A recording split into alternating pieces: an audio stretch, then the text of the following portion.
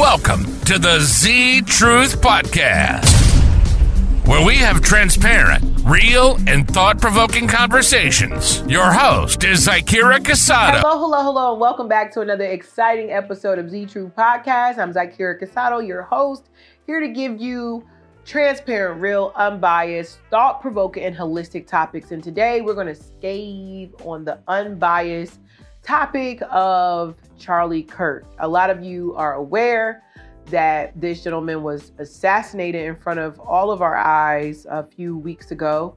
And a lot of people are very conflicted about what happened to him, if we should be celebrating him, if we should be mourning him, if we should be caring about him, and all that jazz. So I have my dear, awesome peeps from Visual Dynasty here in the background, going to have an awesome conversation with me about the events that took place, not just with even just Kirk. A lot of times I say Kurt, but his name is Charlie. But a lot of times people pass away that is in the limelight, that's famous. He was more of an influencer. A lot of people did know him. I mean, I think he had over 8 million, it might have been more, 8 million followers that really followed what he talked about. And while I knew more about him after he died than I did before he passed away, there were some things that I agreed with him. There's some things that I didn't agree with him. However, I will say that it was kind of uncomfortable watching people like, yeah, they finished him. But at the same time, you can kind of understand where people see things, but I don't kill bugs, so I don't ever want to see anything die. But at the same time, that's what we're going to talk about. We're going to be very unbiased about the death of Charlie Kirk. So let's get into it. I know that a lot of us have different opinions on the things that he talked about. I mainly saw before he passed away when his views on transgenders and, the whole gender debate, which, I don't like to talk about it too much because I don't want to get canceled and all of that. But I do agree with some of the things that he would ask when it came to that particular topic. However, I don't fully understand everything that comes with that. But I do believe that,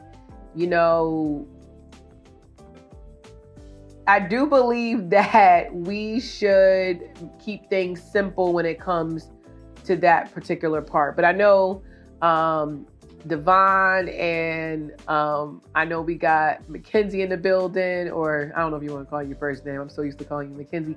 But we're going to chime into the whole topic about the unbiasedness of Charlie's death, right?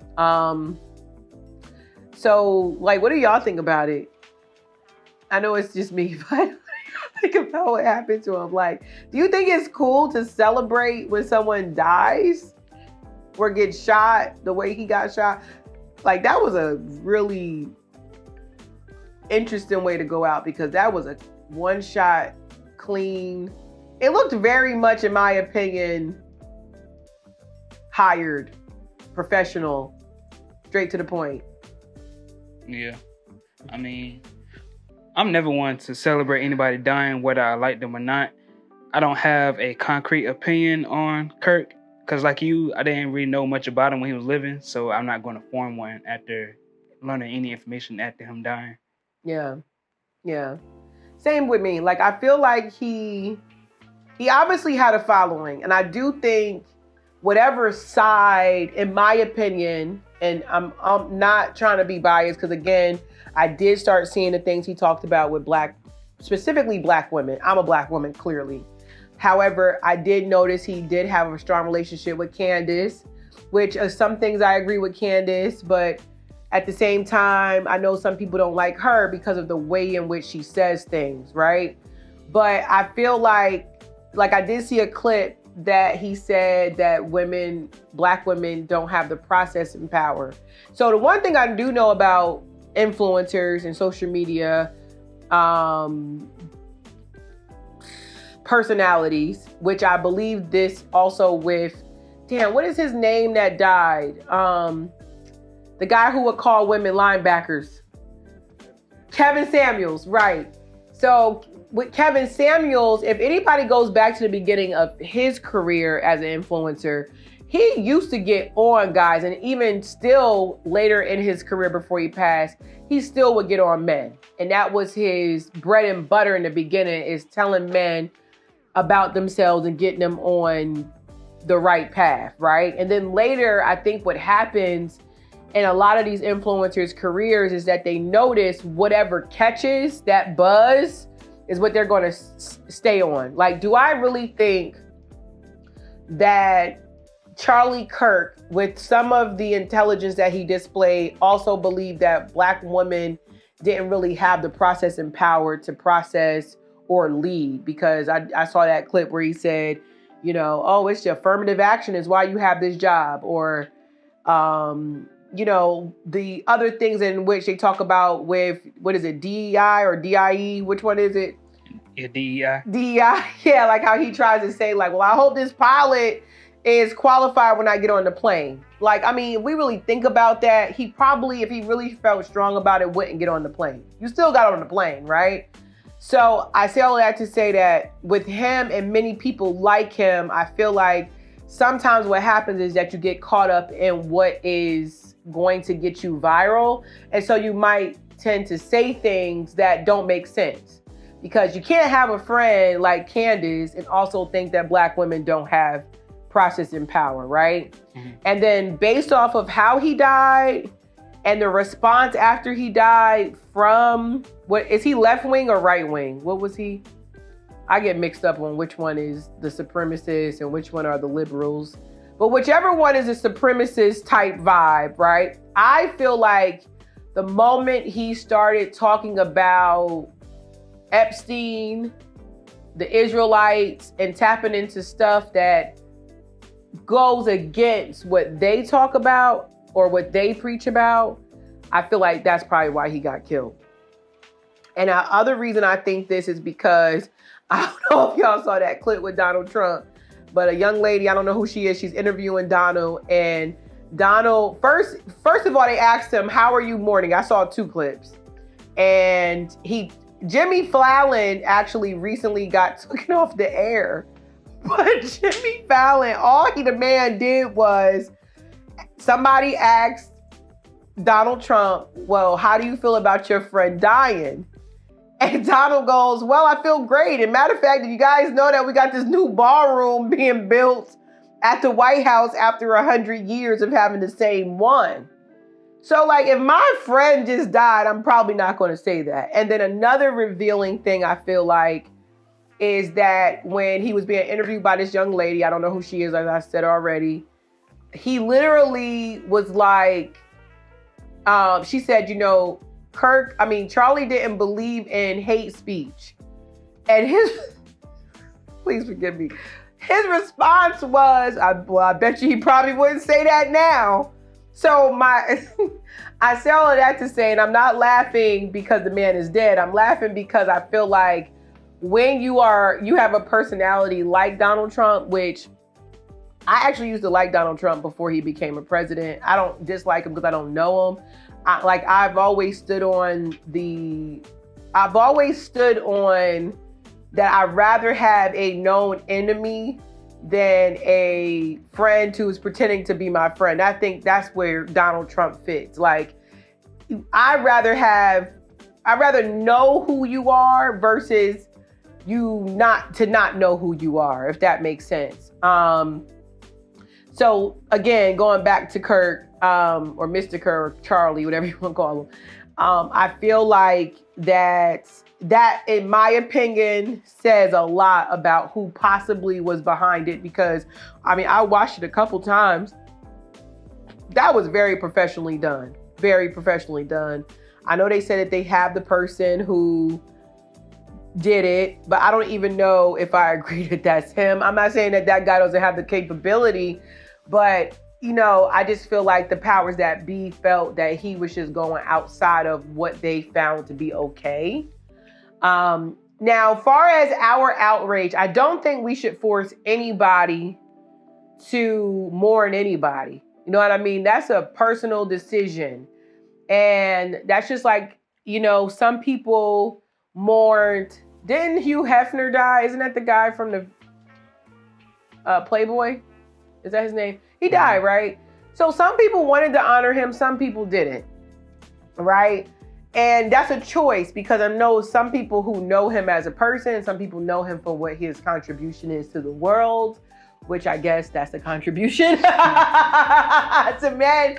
So you can't force someone to want to mourn them, but I do think that it is inhumane to celebrate in someone's death. I do believe that.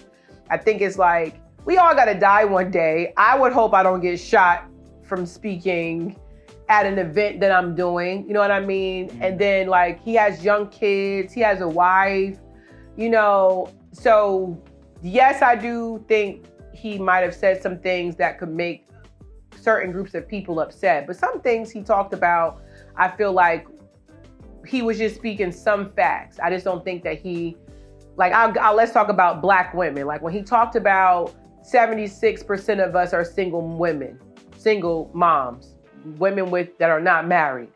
So when you look up the statistic, that's actually a real thing, right? So it's a matter of, okay, he's saying these things. So my problem with that was more so not shedding light on why that might be and offering solutions behind it, right? But we would have to change that in order for people to not want to, to just not have ammunition to shoot at us. You know what I'm saying? Because at the end of the day, if it's true, it's true. You know what I'm saying? If it is, you know what I mean? There's nothing you could do about that. And then even when it's not true, who cares? But I do see how, somebody could end up using their voice as a weapon, as a tool to really, hurt people. But, God rest his soul. I will say that. God rest his soul. I hope his children are well and his wife figures that all out. But I don't believe you should celebrate in somebody getting shot. But at the same time, we can't force people to actually mourn somebody they don't want to mourn. So I don't know if y'all have if you have any questions, Devon, about it, or. I don't know. The mic's picking me up. To go back to what you were saying about the single mother and everything, I don't think like he was getting on single Black women. I think he was more getting on the Black men for leading these women. Really? Because like I seen clips of he was speaking to a single Black woman and he was talking about how precious his daughter was and her daughter was, and how she hopes that she can grow up seeing a strong Black male in her life and everything, and not be where there's so many broken arms and everything. So in that aspect, I think more he was just getting on the Black men not staying in these women's lives. And that's what I got from what he was talking about, the whole situation.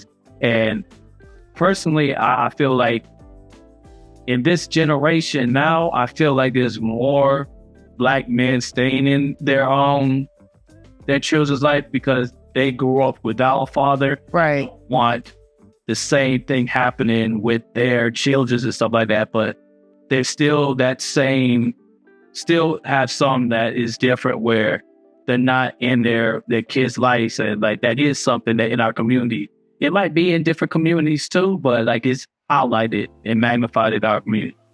Yeah. It is something that we need to change. Absolutely. And I didn't know that he got on the men, but at the same time too, we got to be careful with social media because those, what is it called? Clipbait? Is that the term? So when you see clipbait and you only see one part of the conversation, you don't see all of it, because I've never seen him talk about Black men. And I do feel like that is an epidemic. I feel like this has been something that has been orchestrated or tried to be orchestrated, and it finally became successful the last 70 years. The reason I say that because a lot of people don't realize this, but old girl, what's her name? Ruby Bridges. If you don't know who Ruby Bridges is, that's bad. Okay, but Ruby Bridges is a little girl who was the first one to go to a segregated school that was now not segregated. And she still is alive and well and breathing. I'm almost certain of that. Like, I'm 98% sure. I think she just celebrated her 70th birthday. So let's think about that for a moment. You know what I mean? And this is where I say I agree with some of the things I used to see Charlie talk about. But I feel like over the 300 years, well, let's say 280 years of, you go from slavery to the Jim Crow laws to Willie Lynch epidemic, you know what I'm saying? And now you get, what was the difference between then and now where we're not in the homes over 70%? Because it went from, I think before 1950s, it went from like 15 to 20% to now 75%. So I feel like the crack epidemic is what really triggered whatever that has been trying to be pushed on Black people. And I think that if anything, we could take some of the things that we did hear him say and take it to heart, like we talked about in another episode, and let it positively piss ourselves off, where we make better decisions in who we co-create with as a community. Because when I look back, you know, I don't think I really thought it through when you make that decision, where lots of cultures do that. Like, and I do agree with Darnell that today I feel like more people, more men, Black men particularly, are trying their best to be in that life, in the child's life. But I also feel like the narrative, that constant narrative, and in one of the previous episodes we talked about like dating in 2025 and why Black folks can't really seem like they could get it together. Like, we could sleep together, have these babies, but why can't it stay as a unit or a family unit, right? And I think when we have somebody like Charlie saying it, we get offended because it's like, mind your damn business. You know what I'm saying? Because you're not Black. And it probably hurts more to hear it from somebody like him. But I would have to go back. See what I'm saying? I would have to go back and really see what he said about Black men. Not to say I don't believe you, but I'm saying that that's actually not a bad thing to say. You know what I'm saying? That, you know, it's hard for a man who is present to look at another child and think that they don't have that same opportunity, or not opportunity, I guess that same, what would that be? Privilege? I don't know if that's privilege. It should just be nearly just something normal, right? And so I do agree that it probably just stings a little bit more to hear that. And I think some of the clipbait that we would see would really hurt them. But I could talk about that topic for days, where, you know, I feel like, yes, we know where it stemmed from as a community, where we are now, clearly where we are now, because statistics don't lie, right? And I think we just need to focus and hone in on being either part of the solution or shutting the hell up about it, because it's so frustrating to me when I, like, especially in the dating world, where guys will be like, well, why do you think women are like this? And why do you think men are like this? And well, we keep talking about the problem, but what about, are you going to be part of the solution, or are you going to still try to play these games, or are you still going to let things be? But I respect men like you guys. I don't have any kids, right? So clearly you make that decision. You're making a conscious effort and decision to not just be out here co-creating. And that's, you know what I'm saying? I think that this new generation, especially with my sons, the 20 to 30-year-olds that's coming up, I feel like that shift will happen. I really do. But getting back to the topic of trying not to be biased because of the clickbait that we see out there, I definitely did agree with some of the things that he talked about. I just think that what happened with him, he just kind of talked too much and rubbed the people who he wasn't supposed to rub the wrong way. And I think that's why he's no longer here, unfortunately. Yeah, I think that's what that is. But I don't know. I can't remember what else about the topic I wanted to touch on. Again, I do feel for them. And it's kind of crazy. Like, if you're going to die, it's kind of like crazy to die on film. Like, and seeing how he passed away, I definitely don't think he anticipated it at all. And the reaction of the people who's supposed to kind of like have his back, that's what makes me think that he probably just said a little too much. You know, my grandma will always say this to me, God damn it, Kira, you talk too much. But I think she just meant that I just would be like, today they call it ADHD, but I think I'm just excited about life, okay? I'm not gonna claim ADHD. But I will say that I feel like he probably talked too damn much. And I think that's why, but if it's the matter of living your passion and your truth, like the video that you guys sent me with Candace, feeling like that you are having this internal battle between being yourself and living out your mission versus possibly dying. I mean, yeah, I think if anything, that was ironically freedom, if that was what he was facing. If it was, let me speak on what I'm supposed to speak on, what I feel guided to speak on, and I might die. I mean, that's like some Malcolm X type vibes, you know, for his people, I guess. Do you feel like it's disrespectful to critique the dead? Do I think it's disrespectful to critique the dead?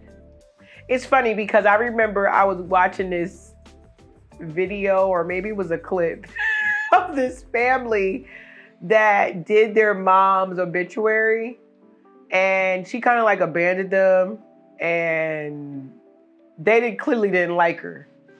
And it was like, you know, traditionally like, oh, this is Barbara Jean, and she was a studious, well-known cook in the community who devoted her life. No, it was like she abandoned all four of her children. She don't know any of her grandkids. She is this, and we are not going to lose sleep if, you know. And it was kind of like, damn, right? Because typically what we do is we tend to give flowers when people can't smell them versus giving them flowers when they can. But then it's kind of like, well, do we lie about this person? And a part of me does feel like, because you probably are going to forget anyway, eventually, like if they didn't make a big impact on anybody in their life, they're going to, I don't know. I'm going to say I don't know. Because seriously, because it's like, I'm a big on honesty, right? But then at the same time, perception is reality. So like in that situation with the person who is not the greatest mom in the world, what if she had other struggles that they didn't see, that didn't allow her to be that? Or let's say she didn't have a good example of what a mother is supposed to be. What if she's an example of the result of who she is today? You know what I'm saying? Like, what if she was abandoned? You know what I mean? And that's not trying to give her an excuse, but it's kind of like, death is so final and you can't come back from it. I was blown away by that obituary. So going back to Charlie, should we critique him? And the only reason why I say that it's okay is only because he made himself public. And there's but I don't, making yourself public and critiquing someone is also not shaming the dead, if that makes sense. Because at the end of the day, I feel like because it's such a final thing, that it's very more, I think it's very much so humane to just kind of let things be at peace. There's nothing wrong with, like, Kobe passed away. Everybody's like, you know, you remember all of the good that he did. Now, in that moment, do you bring up the rape charge? You know what I'm saying? Or do you bring up whatever else, the cheating charges of him with his wife or what have you? I do think that's a little bit unnecessary. You know what I mean? Because, you know, what we do for one, we would do for everyone, because none of us are perfect. So to take the opportunity when someone died to start casting stones at their name, I think is not cool. but I get the reaction to the people in the public who feel forced to try to mourn this person. You know what I mean? Like, don't force me to mourn him because now I'm gonna say what I feel about him. You know what I mean? So it's kind of like a double-edged sword. But for me personally, I do think no one's perfect. Mm-hmm. And when you don't have the cameras on you, then it's way easier for everyone to only think of you in those good lights versus, you know, you having the courage to say something like, I don't think that there's more than two genders. Like, that's a hard thing to say in 2025. Where 15, 20 years ago, not even 20 years ago, 5 years ago, that wouldn't have been abnormal to say. But even saying that part, I'm running a risk of being canceled, which is insane. Right. You know what I mean? So I'm kind of conflicted because while I do appreciate honesty, in some aspects, death is so final that why not just focus on the good stuff? Because you're going to get back what you put out anyway. Yeah. Yeah, so. And then it's like, there's nothing else that can be done at that point. So no. why don't put any energy that isn't needed, in my opinion. Then it goes back to those things where it's like, you don't have something nice to say, don't say nothing. Just leave it alone. Yeah, and he can't defend himself. Yeah. You know what I mean? We don't know if you're talking about clickbait or part of the story or the narrative of this video. Like, I did see the part where he said they don't have the processing power. But let's just say, hypothetically, he really was talking about all women, period. Because I'll never forget, like, we had this coach one time in our football team that came. He was a Caucasian man, and he couldn't fathom that women could throw, I forgot his name, but he just, in his brain, women don't have, it's something in our vision that's different from men, that he couldn't equate that we could throw a ball 40 yards down a damn field. You know what I'm saying? So until he could see that, it was like, oh, okay, that's just his reality. That's just what he, you know what I mean? So with like Charlie, I don't know if before that he was just saying women generally, and that, or was it just in that moment that he's talking about Michelle and all of the black women that he named? Because again, that's a conflict to me because he loves Candace. Clearly, I mean, I don't want to start no rumors, but he did look at her as someone that he respected. So, I kind of want to go back to what you were saying about the children and the mothers and everything, and then you were talking about we don't know everybody's situation and everything. Because like I just had a conversation with my cousin and my mom about like us being adults now and understanding like where our parents were at our age when we were younger, and the fact that they were never parents before. They were learning on the go and everything. So we can't really blame them for how they were acting because like they were learned. It was like they just knew how to be parents and stuff like that. So you just never know like how certain people were raised, or they were just doing the best that they could. And like, I feel like a lot of people just need to understand that he said a lot of things, but you don't know what was going on in his life, why he was had that thing in process. And I just feel like a lot of people don't know how to practice forgiveness and everything. I agree. Like I was telling some people, like I don't care what a person did while they were living and everything. I'm not going to celebrate nobody's death. Yeah, like it even goes back to like Hulk Hogan. Like he had no remorse, but I'm not going to celebrate his death. Like that's like there were black wrestlers that came to him and like, you should do this and this to gain the respect of the black community, and he just kind of shoved it off and felt like he didn't do nothing wrong. I'm still not going to celebrate his death. No.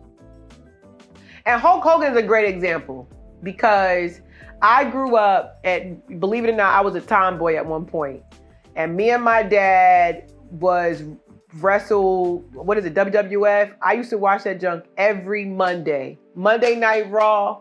I was on the chair with my popcorn screaming and dropping my elbow on my dad's head or whatever, acting like I'm crazy, right? So my upbringing of Hulk Hogan was nostalgia for me. You know what I mean? It was good memories. I had the action figure of him when I was younger. My uncle, Simi, he had him. He used to have the ring. I'd go over there. I used to be so excited to play with him and all of that stuff, right? So when all of the racist comments came, or what, I forget exactly what he said, but I know he was recorded, and they stripped him for everything. And then it's kind of like, in my opinion, kind of messed up. And the reason why I say it's messed up is because if you are over 60 years old and you're a white man in America and you're not a little bit racist, you are really a bad mother, shut your mouth. Like, I don't expect them to not be racist. I don't expect them to not be behind the scenes calling us ninjas. You know what I'm saying? I would be more surprised that they don't than I would be if they do, right? And then I think we also have to consider that, what does this do for me to focus in on that part of this person versus all the nostalgia? Like, as soon as I'm in my head, I see the yellow shorts or yellow mustard, yellow shirts, the screen, his whole chant. What does that do to my body, my mind, and my soul when I think about that? It makes me think of my family. It makes me think of childhood. It makes me think about all of that, right? So you harm yourself, honestly, when you decide to focus on the negative, whether it's the negative of someone else or the negative of other people or yourself.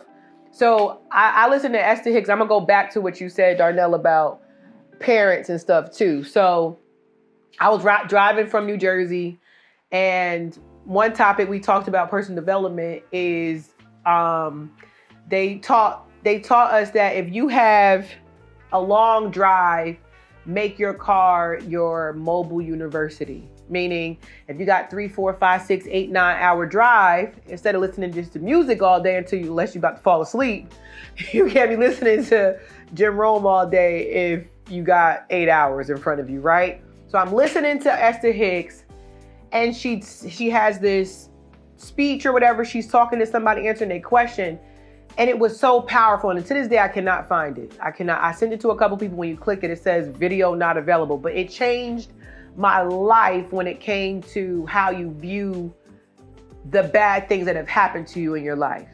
So one of the things that she talked about was, we're not undermining. Let's say you had bad parents.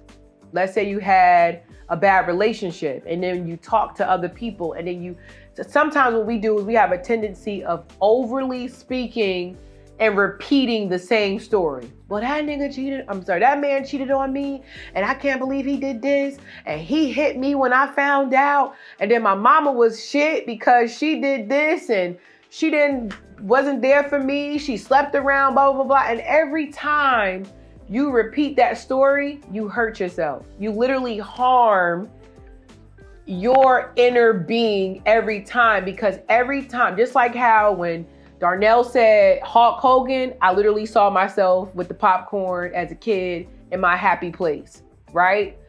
But then every time, the same happens to you when you do, I remember when I was with such and such, and he cheated, and he did this, and he did that. That makes you go right back to where you were when you were hurt. That makes you go back to the times in which you were wounded, and it intensifies the fact that you could be triggered. So going back to our parents, I think, especially when you become a parent, you realize that your parents are not perfect. They're human beings who got another human being without any type of manual. No manual except for whoever was before them. And unfortunately, our culture has been stripped of a lot of that. If you were, because y'all gotta remember, Black people are Black people, right? But then if you break it down to areas, and if you break it down to culture, Black people are not the same in Africa. Black people in the Caribbean are not the same as in America. Black people who are in Paris are not the same that were second generation people in America. So the Black people problems are, if you really pay attention, the 75% of single moms is not in Africa. That's America. That is an American problem. That's an African American issue. Mm-hmm. So I say all that to say that if we found grace, especially if your parents was born between the 70s, like between the 60s and I guess now, as much as we want to undermine, and I think I already talked about this, is the crack epidemic and all of that stuff. We had they call that the lost generation. You know what I'm saying? And so you can't look at your parents. I remember I used to have one of my best friends, I won't say her name, but her mom is what we call the crackhead, right? And because she would make decisions that was not motherly to get that high, my friend would have these moments where she would say she hate her, she's a bitch, she's this, she's that. And I would always, even as a kid, remind her, that's not your mother. That's the drugs. If it wasn't a powerful drug, we wouldn't have so many people that strung out on it. And so just using that as an example, we do need to get to a place of forgiveness. We do need to get to a place of more understanding of each other so that we don't become what it is that we're trying to say is so bad. Because I'll never forget, I always give excuse my friend, I always be trying to give a book, but it's this book called What's Normal. Amazing book. And I read it and it talked about why we attract certain things in our life. And one of the things that we attract are the things in which we feel familiar with. And it also talked about how you don't even realize it, but you could be duplicating exactly what you don't want in your families and your life. You can be duplicating those things just merely because it feels like it's something extremely familiar. Okay, so let me just give an example. Let's say you are a woman who was in a family that was brought up in, and y'all didn't say I love you. Y'all didn't give each other hugs. Y'all were not emotionally connected. You didn't get up and say good morning.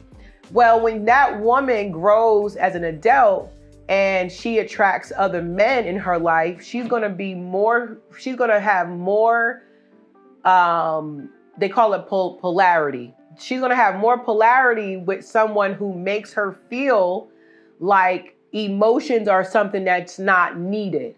The man who pushes her away, the man who doesn't have emotions, that's who she's going to feel more familiar with. Okay. And so I think I went on a tangent with that, but going back to exactly what Darnell was saying, we have to forgive. I don't believe in forgetting. I do believe in forgiving. But I don't believe in forgetting because that's not wise. But I think when you forgive and you try to understand people from the place that they're at, we don't know why Charlie felt the need to say certain things, but something called him and it attracted enough people that he felt in that moment in his life that these were the right things to say in the way that he said it. And I do appreciate honesty because I feel like today we are too sensitive. You know what I mean? Honesty changes lives. Like, honey, we're going to talk about health in another episode, but I know that in one aspect of my life where I gained the most weight of my life, if my grandmother was alive, that never would have happened because my grandmother would have been brutally honest. And her famous saying she would say to me is, Kira, you a cheeseburger away, baby. And you know, a lot of people didn't tell me that, but you know what's so funny? Today I get so many, girl, don't get too skinny. Girl, don't get, now y'all want to give me advice. But let me not go off a tangent because that's another topic. But I will say that celebrating someone's death knowing that you have to die, I think is not wise. I don't think that's wise.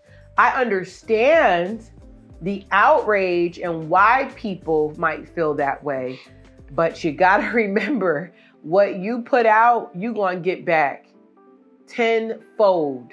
tenfold. Like, I don't just believe in karma. I feel like because we're co-creators, I feel like if you throw that out there, you're going to get it right back to yourself. That's why I don't kill bugs, and you shouldn't kill bugs either. You shouldn't kill bugs.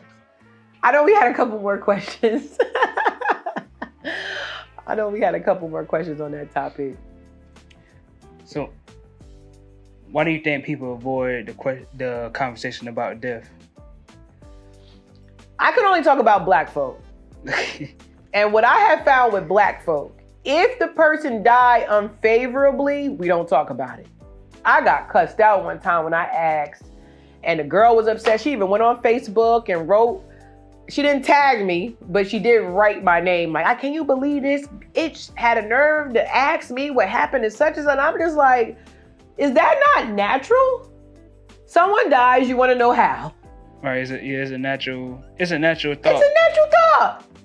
To me, it's very natural to think, how did they die? You know what I mean? It's just curiosity. Mm-hmm. But from what I find that when they died like an overdose, or they were murdered because they were in a shootout with the police, unless it's like, let me not say that. When you include police, they're going to tell you. Uh-huh. But if it's something that's not like, you wouldn't want them to know that this person was involved in that, or like if it's something that could be where they could be to blame for their own death type of right thing. Exactly. Like if it's not a known thing, like let's say if it was cancer, no one, she died from cancer. Right. Oh, she died. Now if she was drunk driving and then crashed, we don't know what happened. Mm-hmm. Or if it's, you know what I mean? Like if it's something that is not in favorable of them and it could have been prevented in some form or fashion, I think we just don't talk about it. Especially when the opioids, is that what it is? Mm-hmm. It was something else that was going on like 5, 8 years, 10 years ago. People was dying left and right where I was from, but it was overdosing off of them pills. And it's like, no one wants to go out like that because it's literally almost a self-inflicted thing. So I don't know if that's a white person thing or if it's a human thing, but I have noticed with black folk, if they die in a way in which they are not viewed as natural, we don't want to talk about it. How do you want to be remembered when you die? Oh, see, that just gave me goosebumps. That really did. I hope that every person that I've come in contact with, for the most part, could say that I at least made them smile at least once. Mm-hmm. You know, I used to actually have a really big issue with death. I used to talk about death as a kid constantly because I was overly fascinated about it. And the reason for it is because it used to kind of make me curious because it's so final. Okay? But it's also a big unknown. You know what I mean? Like literally, we don't really honestly know what happens. We have ideas of what happens. A lot of us who practice religious practices, some people think it's a heaven, some people think there's a hell. And so because it's an unknown thing, I feel like I do my best to make the decisions in today's world, into where I'm at right now, because that's the only thing I can control. And my hope and prayer is that it also helps me in whatever is after this. I don't believe that. So I do know, and going back to the question also, I do also hope to leave a legacy for my children, for everyone that was after me. You know, we used to joke around and say, you know how, you know, you have a big house and that big old picture, everybody be like, that's the auntie that did this, or that's the uncle who did that, or, you know, they helped us to start this. I hope that those are the conversations and that I create as many things as possible that will live forever. You know what I mean? We can't live forever, but we can do things that will help us live forever, like this podcast. You know what I'm saying? Like with Charlie Kirkland. I mean, why do I want to call him Kirkland so bad? Like Charlie Kirk, you know, as much as this man is no longer here, he is here in some aspects because of the work that he left behind. It's kind of like, but going back to my challenge with death, I think the reason I work as hard as I do is because my brain somewhere it says, we're going to have a lot of time to sleep. It's not right now. And I know it's healthy to get your rest and all of that. But part of me, especially with hitting 40 this year, the older you get, the more you're on the side of the fence that you're not here anymore. Let me word that differently. In other words, if you're here for 80 years and you're only 20 years old, you have a lot more life to live than someone who's 40. You know, technically, if you both made it to 80, you have 60 more years. This person has 40 more years, right? And so, and then the older that you get, because I remember being a kid and I could not, it felt like Christmas used to take goddamn forever to get here. It feels like we say, Happy New Year, blink, bitch, it's Christmas. You know what I'm saying? That's like, I can't believe we're almost done with September. You know what I mean? So, I want to encourage people to, while we live for now, that we remember one day we won't be here. And when we think about that, I'll give a quote that Les Brown said that haunts me to this day. And he's alive. Okay, he's alive and well. Les Brown is still here. But Les Brown said in a seminar that I was at once, he said, where is the richest place in the world? And in the audience, everybody said, oh, India or Dubai or Africa. And they were just giving all these different places that are the richest places in the world. And then he let people talk about 5 minutes. He said, no, the richest place in the world is the graveyard. Because so many people die with so much inside of them that they were the cures to cancer. They died with them. The cure to obesity in America, or the cure to hunger or violence, or whatever the cure of whatever that might be.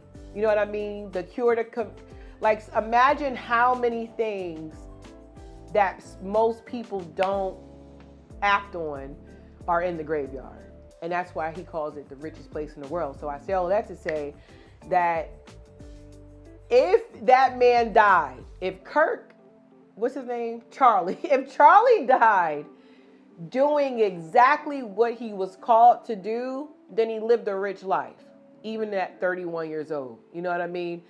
And a lot of us should not emulate him, but learn that even when you're not being agreed upon, if you feel that vision is for not now and later, because now how many people know who he is?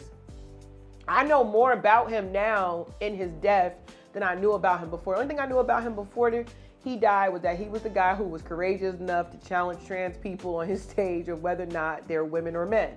That's all I knew about him. I didn't know about what he said about black people. I didn't know what he said about Epstein. I didn't know what he said about politics. I didn't know anything else about him, but the curiosity, how they say curiosity kills the cat, it makes you want to know more. But I will say that instead of trying to debate whether or not we should celebrate him, just remember that one day you're going to be him. Not probably shot in the chest, but we all got to die. And hopefully in that, because we don't talk about it because it's so final and it's such a party pooping topic. I think it's a gentle reminder and a good reminder that we all leave here the same way. So I try my best and hope that I show the example to my kids, to my family, to my colleagues, to my friends, that the decisions we make today, I believe they affect us whatever happens after this as well. Welcome to the Z Truth Podcast, where we have transparent, real and thought-provoking conversations. Your host is Zakira Casado, the author of 15 social media secrets that pay. So let's get real, get honest, and get started.